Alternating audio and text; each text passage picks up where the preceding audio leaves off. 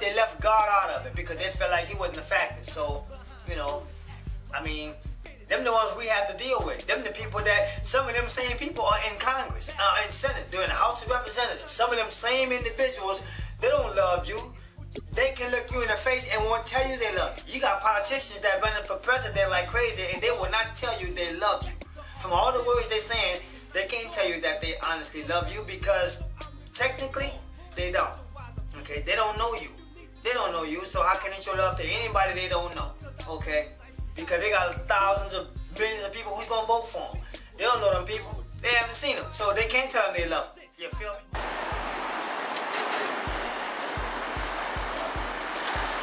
That reminds me of our first president.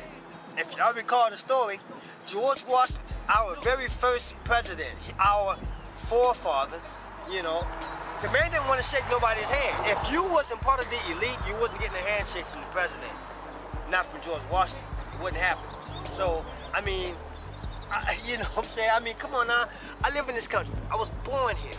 And I love this place. And I'm quite sure a lot of other people love this place, you dig? But who's going to give people a fair handshake? Who's going to give them a fair handshake? Nobody.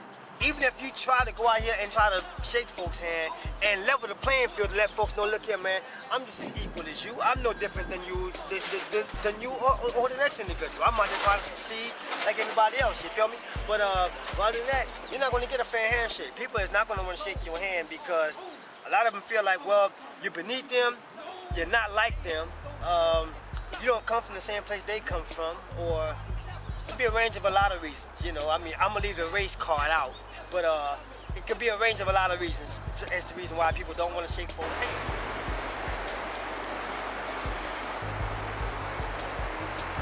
I mean, I don't know this guy from a can of paint. He don't know me. So, I mean, you know, come on now. If I greet you with a smile and a handshake, and I come at you with a warm greeting, that should be reciprocative enough to want to shake my hand and say, okay, let's get this thing going, you know. It's pleased to meet. I'm pleased to meet you. Let's see how things go. You know, this is what we expect for the day, and we hope that you can comply with it. You know, people don't. That's one thing I noticed. People don't like to look at things on the good side. They always shoot for the negative. You know what I'm saying? People is not gonna wish you well. People is not gonna come up and tell you, you know what? You've done a good job. You've done great, man. You know, people is not gonna give nobody a motivational incentive as to say, okay, you know what, you did a wonderful job, you did great, man, you did wonderful. I want you to keep doing what you're doing because that's what's going to keep you around here. You're not going to hear that. I never heard that yet on this project, and I've been here now, I want to say a couple months. You feel me? I've been here now for a couple months, you dig? And I feel like I'll be here for quite a little longer, you know, but you're not going to get that. You're not going to get that. No, folks feel like it's expensive to put out their pocket to reach for a compliment and tell folks, look, man, you've done great. You know, you're doing good. You've done far greater than I expected, you know. Come up and tell folks that sometime because that's what helps motivate people to want to do more, to want to do better.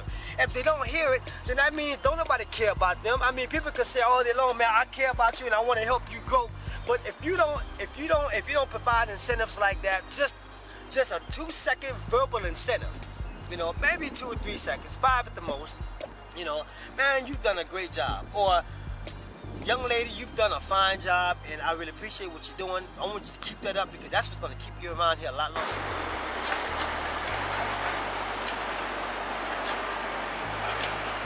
Now, that probably didn't take 5 seconds to say that, but most folks feel like they got to reach deep in their pocket as if it's like the hardest thing to reach for just to give a compliment, just to give them that quick little verbal incentive to let them know, hey, things is all good. Everything is all well with me, you know. So I want you to keep doing what you're doing, you feel me? So I mean, like I say, man, I'm on the corner right now, 3rd and 16th right now, right? And this is a beautiful project, but I really feel like a lot of people that's from down the road from here should be a part of this project because this is around their neighborhood.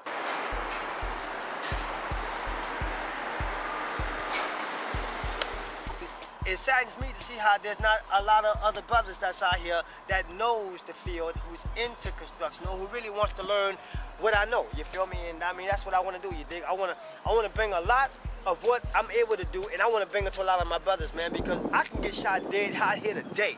Okay? Now, when I'm gone, who's gonna pick up where I left off to want to help show these brothers the right way? Who's gonna do it? You know, I could be shot dead right now. Somebody could just come through right now and knock me off real quick because that's how things is going right now. You know, I can't predicate my life of thinking, okay, well, somebody's gonna kill me today. What am I gonna do? Or I'm gonna lock myself indoors. No, I ain't gonna do that. I'm gonna still keep doing what I'm doing. I'm gonna go ahead and keep doing my everyday life. But my question is this here: who's gonna pick up where I would have been left off at to help show these brothers the right way? Who's gonna do it? Who's gonna do it? I'm offering a fair handshake to all my brothers out here, you feel me? If you wanna get on to something good, man, you need to contact me, you dig? I'm gonna leave my contact information right here for you to reach me. You feel me? I want you guys to reach me, man. Catch up with me, man, so y'all can find out exactly what my whole game plan is, man, because like I say, I'm tired of seeing my brothers going to jail. I'm tired of seeing them killing each other.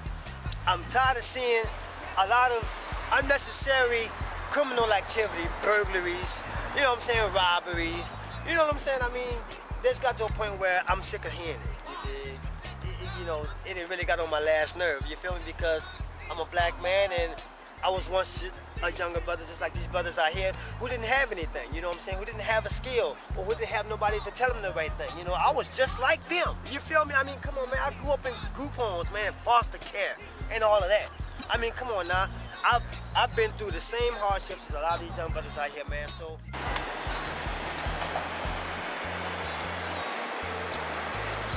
who's gonna rub shoulders against them? You know, who's gonna rub shoulders with them and tell them, look here, man, I've been there, done that. Now, let me show y'all a better way of looking at life than other than what y'all seeing. And we're gonna get this thing, and we're gonna nail this thing down to the right way. You feel me? Who's gonna do it? You feel me? So, I mean, like I say, we can sit there and talk about this here until we're blue in the face, but until we come up with a solution, man.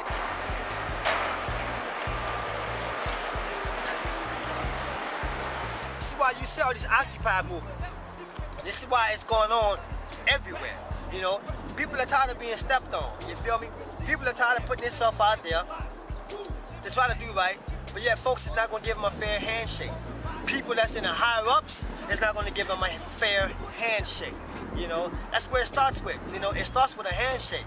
You know, it could be a physical handshake, or it could be just a subliminal handshake, as just to just let somebody in on some things and teach them something and put them on a better path than other than what they're seeing. You know, that's called giving a fair handshake. Folks ain't doing that nowadays. Folks ain't doing that. People don't want to do it because it takes too much time. It takes too much time to do that. So that's why folks just don't do that anyway. You feel me? So like I say, man, this your boy B-Eazy, man, and I wanna thank y'all, you did, for giving me these few minutes to talk to y'all for a minute, you feel me, about my little rendition of this Occupy movement, man, because like I say, if people don't come to an understanding of knowing, you know, that we all need to work together, we all need to come to a compromissible way of thinking, is to say, you know what, we need to make this thing right for not just a certain nationality of people, but for other nationalities who need help. You feel me? So I mean, this is what it's all about, man. You dig?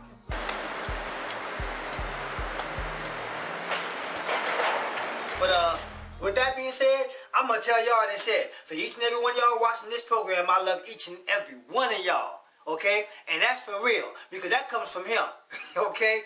That's where that comes from. So when I tell you that, that's genuinely, and you can see it in my eyes. You heard me? You can see it in my eyes. You heard me? It comes straight from here. So with that being said, it's your boy B-Eazy. You feel me? And I want to thank y'all for giving me these few minutes again. Just to running about this here because, like I said, things be on my mind, and I do want to share with y'all. So with that, it's your boy. You heard me? And I'ma holler back. For sure. Life lined up on the mirror, don't blow it. Whoa. Look at me when I'm talking to you. You looking at me, but I'm looking through you. I see the